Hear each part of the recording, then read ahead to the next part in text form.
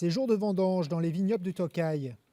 Cette région, située au nord-est de la Hongrie, est le berceau d'un des vins liquoreux les plus fameux au monde, le Tokaj Asszú.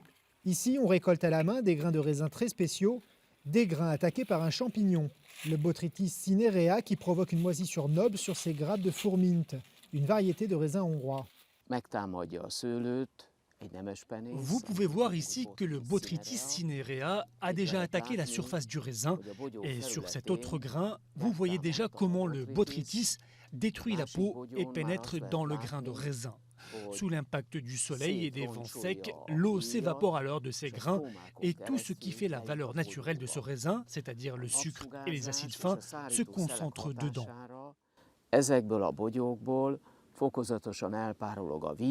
Afin d'en retirer les arômes et les saveurs, les grains botrytisés sont stockés dans ces cuves.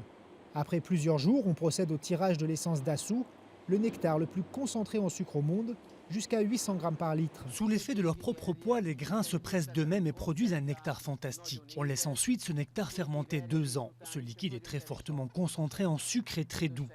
Après 2 ans de fermentation, il contient toujours très peu d'alcool, 1 ou 2% au total. On le laisse ensuite reposer encore pendant 2 ans en tonneau pour qu'ensuite les bouteilles puissent se conserver 30, 40 ou même 100 ans et plus. La vinification de ce vin remonte à plus de 600 ans en Hongrie. Aujourd'hui, les vignobles du Tokaj couvrent 5600 hectares et la production se chiffre en fonction des années entre 5000 et 10 000 hectolitres. Au domaine d'Isnokö, comme chez Oremus, on met l'accent sur la qualité. Un changement par rapport à l'époque communiste il y a 20 ans. Avant, c'était la quantité qui était le plus important.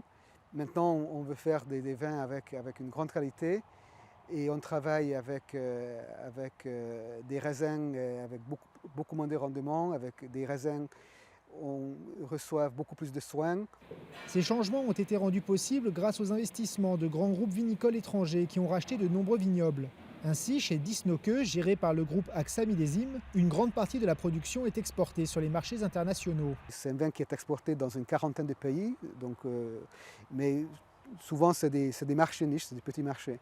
Mais par exemple la France, pour nous, c'est un marché important. Parmi ces beaucoup marchés, aussi l'Angleterre, les États-Unis. Donc nous avons grâce aussi à nos investisseurs et à la structure d'AXA Millésime, une distribution internationale. Quelques dizaines à plusieurs milliers d'euros pour les meilleures bouteilles, ce vin est une affaire juteuse. Cette année, grâce à l'ensoleillement exceptionnel de cet automne, les vignes n'ont jamais donné autant d'Asszú. Le millésime 2013 s'annonce déjà comme un très grand cru.